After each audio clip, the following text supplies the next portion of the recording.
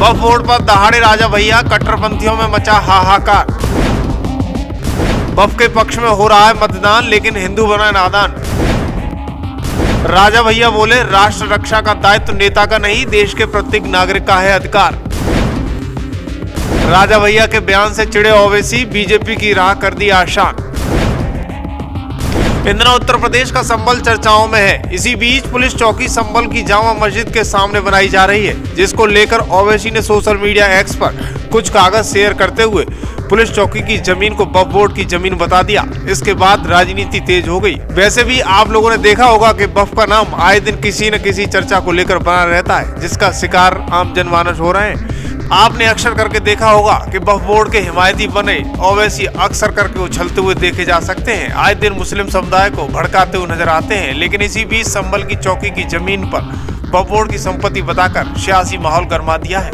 लेकिन सियासी माहौल के बीच कुंडा से विधायक राजा भैया ने मोर्चा संभाल लिया है। राजा भैया का ये वीडियो जमकर वायरल हो रहा है। पहले आप इस वीडियो की कुछ क्लिप देखें और फिर हकीकत बताते हैं। किसी देश में वक्फ बोर्ड नहीं है, सिर्फ भारत में है। किसी भी इस्लामिक देश में वक्फ बोर्ड नहीं है।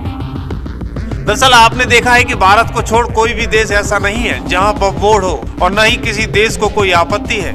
लेकिन भारत में एक आंकड़े के अनुसार 20 करोड़ मुस्लिम है, वहाँ वक्फ बोर्ड है। जो असीमित शक्तियां वक्फ बोर्ड को दी गई हैं, उनका जमकर गलत तरीके से इस्तेमाल हो रहा है। ये तमाम सारे आरोप वक्फ पर लगते रहते हैं। लेकिन जब भी कोई मामला वक्फ बोर्ड का होता है तो उसमें जिला कोर्ट, सुप्रीम कोर्ट कोई भी इंटरफेरेंस नहीं कर सकता है। इसमें जो भी सुनवाई होगी वो वक्फ बोर्ड की अदालत में ही होगी, जिसमें वकील भी वही, जज भी वही और न्याय भी वही उसी तरीके का होगा। ये सारी शक्तियों की सूत्रधार कांग्रेस सरकार रही है, जिसने वक्फ बोर्ड को असीमित शक्तियां दी, जिनका फायदा आज वक्फ बोर्ड को मिल रहा है। बीते कई दिनों से वक्फ की संपत्तियों पर सवाल भी उठ रहे हैं कि वक्फ बोर्ड की तमाम सारी संपत्तियां हैं, इस संपत्ति के बारे में क्या है और कैसी संपत्तियां आई। दरअसल 2009 तक वक्फ बोर्ड के पास 4 लाख एकड़ तक की 3 लाख रजिस्टर्ड वक्फ संपत्तियां थी। महज 13 साल में वक्फ की जमीन दुगनी हो गई। आज की तारीख में करीब 8,72,292 से ज्यादा अचल संपत्तियां रजिस्टर्ड हैं, जिनका एरिया करीब 9.4 लाख एकड़ है। दरअसल 2013 में कांग्रेस के नेतृत्व वाली यूपीए सरकार ने 1995 के बेसिक वक्फ एक्ट में संशोधन लाया और वक्फ बोर्ड को और ज्यादा अधिकार दे दिए। वक्फ बोर्ड की संपत्तियां छीनने की असीमित शक्तियां देने के लिए अधिनियम में संशोधन किया गया, जिसे किसी भी अदालत में चुनौती नहीं दी जा सकती है। इस वक्फ बोर्ड में सुधार को लेकर पीएम मोदी सरकार संशोधन बिल लेकर आई थी, लेकिन विपक्षी दलों ने उस बिल पर जमकर हंगामा काटा। न बिल पास हुआ, उसे जेपीसी में भेजना पड़ा, जहां पर आए दिन टकराव देखने को मिलता है। जैसे ही वक्फ बोर्ड में संशोधन जेपीसी में पहुंचा, वैसे ही उसमें मारपीट का मामला भी सामने देखने को मिला। दरअसल अब नए कानून में वक्फ कानून 1995 के सेक्शन 40 को हटाया जा रहा है। इस कानून के तहत वक्फ बोर्ड को किसी भी संपत्ति को वक्फ की संपत्ति घोषित करने का अधिकार था, लेकिन अब ऐसा नहीं हो सकेगा। कभी कभी आपने संसद में देखा होगा, रिजिजू पूछते हुए कहते हैं कि कोई भी बोर्ड हो जो कुछ करता है तो उसे कोर्ट में रिव्यू करने का प्रावधान देते हैं। ये गैर संवैधानिक कैसे हो सकता है? कितने साल तक वक्फ बोर्ड में बैठने वाले लोग तालमेल करके ट्रिब्यूनल में फैसले देते हैं, उस फैसले को आप किसी कोर्ट में चैलेंज नहीं कर सकते हैं। सोचने वाली बात यह है कि ये तरीका लोकतांत्रिक है। देश में कोई भी कानून सुपर लॉ नहीं हो सकता। इसी से पहले आपने देखा है कि राजा भैया ने वक्फ बोर्ड पर खुलकर लोगों से अपील की है, सभी को इस काले कानून के खिलाफ खड़े होने की नसीहत दी है और आने वाले भविष्य में इन समस्याओं से छुटकारे की बात भी कही है।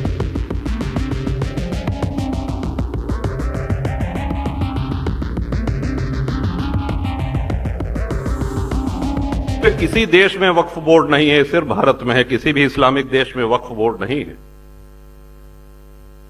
वक्फ बोर्ड को 2013 में कांग्रेस ने जो शक्तियां दी, जरा उसका भी उल्लेख सुन लीजिए कि वक्फ बोर्ड का निर्णय वक्फ की ही अदालत करेगी। वहां पर जिले की कचहरी, उच्च न्यायालय, उच्चतम न्यायालय, इनका अधिकार, इनका सीमा क्षेत्र समाप्त हो जाता है।